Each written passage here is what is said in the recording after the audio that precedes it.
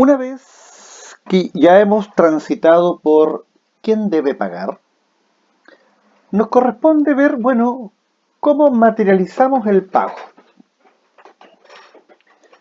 pero especialmente en las obligaciones de dar. Las obligaciones de dar son aquellas en que el deudor se obliga a transferir el dominio o a constituir en favor de un tercero un derecho real distinto del dominio. Por lo tanto, la obligación que asume el deudor en estas obligaciones es materializar la tradición. Y recordemos que la tradición es una de las formas o son unos modos de adquirir el dominio, quizás el más importante de todos. Ahora bien, ¿qué requisitos tienen que cumplirse para que efectivamente el deudor de una obligación de dar satisfaga la prestación? Primero, el tradente debe ser dueño del derecho de dominio que transfiere. Dos, debe haber capacidad de disposición en quien paga. Y finalmente, el pago tiene que hacerse con las formalidades legales. Nosotros ya vimos el año pasado, segundo semestre, que nadie puede transferir más derechos que los que tiene, ni nadie puede adquirir más derechos que los que tiene el antecesor. Por lo tanto, para que el tradente pueda reconducir al adquirente en propietario, es necesario e indispensable que el tradente sea dueño de la cosa tradida. Por lo tanto, si el tradente es dueño de la cosa tradida, el adquirente adquiere dominio y se va a ver verificado el pago de la obligación de entregar, tratándose de una obligación de dar una especie de cuerpo cierto. Pero en cambio, si el tradente no es dueño de la cosa tradida, también sabemos que va a colocar al adquirente en calidad de poseedor en vías de ganar el bien por prescripción adquisitiva. Segundo lugar, el tradente ha de tener capacidad de disposición. Evidentemente, o sea, el tradente tiene que ser una persona capaz que tenga la facultad de enajenar. ¿Por qué? Porque si el pago lo realiza un relativamente incapaz, estamos frente a una hipótesis de nulidad relativa. Y si el pago lo hace un absolutamente incapaz, estaremos en una hipótesis de nulidad absoluta, porque se habrían omitido requisitos exigidos por la ley. Nosotros sabemos que cuando se omiten requisitos exigidos por la ley en consideración al estado de calidad de las partes o a la naturaleza del acto o contrato, estamos frente a situaciones de nulidad. Y finalmente, el pago tiene que hacerse con las formalidades legales. Si se trata de un bien raíz, ¿cuál es la formalidad legal?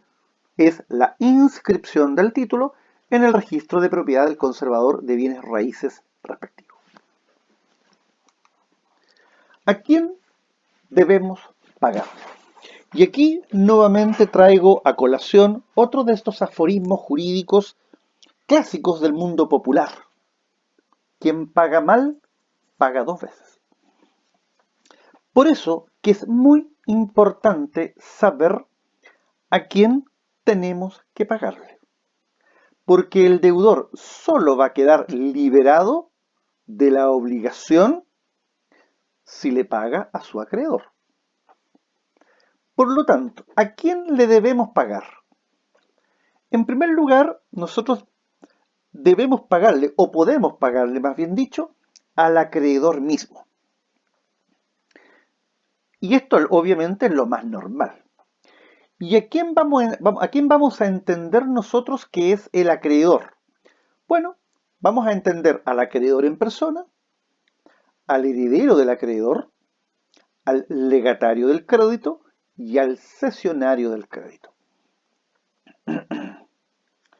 Dos, podemos pagarle al representante legal del acreedor o al representante convencional del acreedor. Y finalmente, le podemos pagar al actual poseedor del crédito.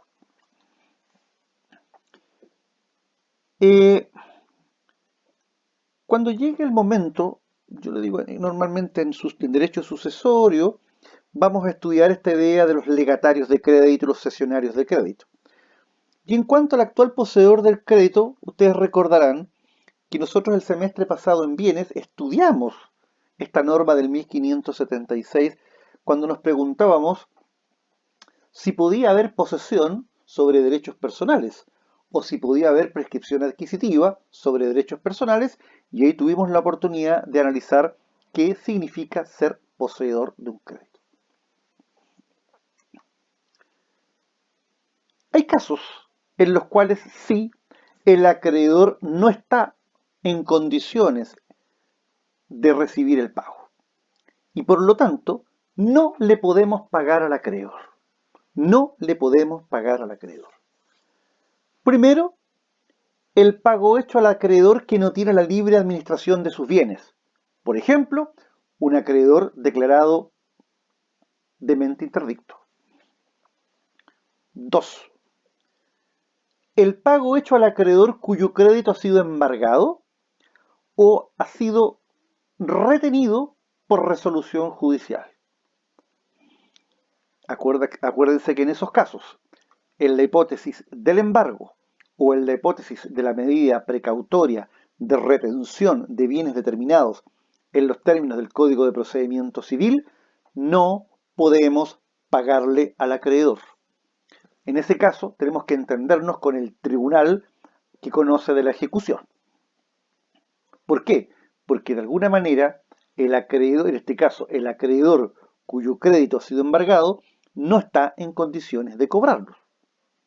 Por lo tanto, si mañana le hacemos el pago a ese acreedor, evidentemente vamos a tener seriamente un problema de objeto ilícito. Acuérdense que si mañana pagamos un crédito que está embargado o está retenido, vamos a incurrir en una hipótesis de objeto ilícito y consecuencialmente de nulidad absoluta. También o tampoco podemos pagar respecto de aquellos acreedores sometidos a procesos concursales de liquidación. Ahí nos tenemos que entender con el liquidador, porque el liquidador es el representante del acreedor. Los pagos que se hacen a otras personas no es eficaz y por lo tanto no extingue la obligación. Se ha fallado por nuestros tribunales que no es válido el pago hecho al cedente después de notificada la cesión al deudor. Este fallo es ajustado derecho desde que producida la cesión, el cesionario pasa a ser el nuevo acreedor, realidad que no puede discutir el deudor si ha sido notificado de la cesión del crédito o la ha aceptado. Por lo tanto, si nosotros no le pagamos al acreedor o a alguna de las personas facultadas para recibir el pago, es claro y preciso que ese pago no va a extinguir la obligación. Pregunta: ¿cuándo debemos pagar?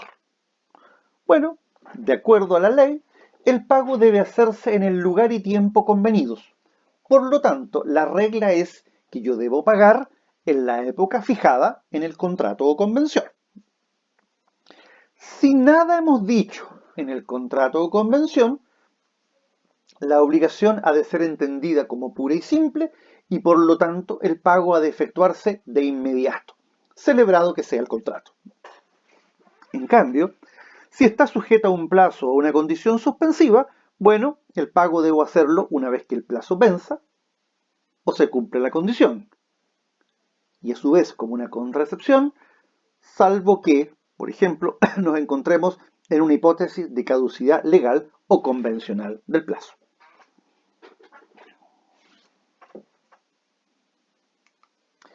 ¿Dónde debe hacerse el pago? Aquí vuelve a aplicarse la misma regla. El pago debe hacerse en el lugar fijado en la convención. Por lo tanto,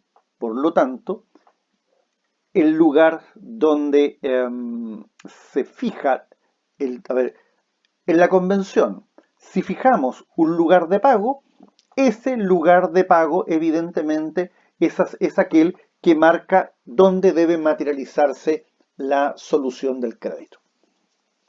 Ahora, hay algunas reglas en materia de lugar del pago que pasan a ser las siguientes. Uno, ¿cuáles son? Primero, el pago debe hacerse en el lugar designado a la convención. Si no se hubieran establecido lugar donde realizar el pago, es necesario distinguir, según si el objeto de la obligación es dar o entregar una especie o cuerpo cierto, o bien dar o entregar una especie diferente, genérica, por ejemplo. Si se trata de una especie o cuerpo cierto, bueno, se debe pagar en el lugar donde dicho cuerpo cierto existía al tiempo de constituirse la obligación, o sea, en el lugar donde se suscribió el contrato. Si lo debido es otra cosa, un género, por ejemplo, un hecho o una abstención, el pago debe cumplirse en el domicilio del deudor. Al respecto, se ha fallado que la regla de que si no hay estipulación acerca del lugar donde debe hacerse el pago y en que si no se trata de un cuerpo cierto debe hacerse en el domicilio del deudor, se aplica a las obligaciones de hacer. Sobre este punto ha existido una discusión a qué domicilio se refiere la norma. ¿Por qué? Porque ustedes saben desde sus estudios de teoría de la ley que una persona puede tener más de un domicilio. Entonces lo importante es que, ¿a qué domicilio nos estamos refiriendo? ¿Al domicilio que teníamos al momento de la celebración del contrato o el domicilio que vamos a tener en el momento de hacerse el pago? El profesor Ramos decía que no cabe duda que debe estarse al primero, es decir, al domicilio que se tenía al tiempo del contrato. Pues justamente esta disposición se pone en el caso que entre ambas fechas el deudor hubiere mudado su domicilio, o sea, cambiado domicilio, estableciendo que en este caso el pago debe hacerse en el lugar que sin esa mudanza, sin ese cambio, correspondería, salvo que las partes dispongan de común acuerdo otra cosa. En igual sentido, opinan los profesores Abeluk y el autor Don David Sticky. Si el deudor, a su vez, tuviere pluralidad de domicilios, deberá pagar en el correspondiente al lugar donde contrajo la obligación, si éste dice relación con ese domicilio. Contenido del pago. ¿Cómo debo pagar? Sobre esto nosotros ya dijimos algo cuando examinamos las características del pago. ¿Por qué? Porque el artículo 1569 dice: el pago se hará bajo todos los respectos, en conformidad al tenor de la obligación, sin perjuicio de lo que en casos especiales dispongan las leyes. Y luego agrega: el acreedor no podrá ser obligado a recibir otra cosa que lo que se le debe, ni aun a pretexto de ser de igual o mayor valor la ofrecida. Por lo tanto, volvemos al comentario que hicimos en algunas cápsulas anteriores. El pago debe hacerse como reza el contrato. Entonces, para ver cómo ha de realizarse el pago, vamos a tener que hacer algunas precisiones. Primero, si lo que se debe es un género o una especie genérica, bueno, se cumple entregando cualquier individuo del género con tal que sea de una calidad a lo menos mediana.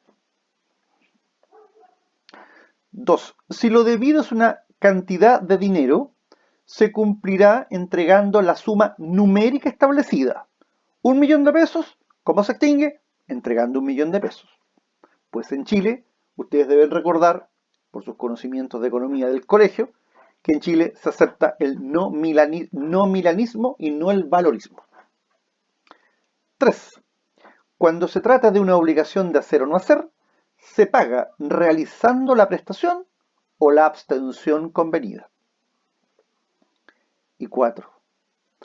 Si la obligación es de dar o entregar una especie o cuerpo cierto, el acreedor debe recibirlo en el estado en que se encuentra, soportando entonces, a partir de esa fecha, los deterioros provenientes de una fuerza mayor o caso fortuito.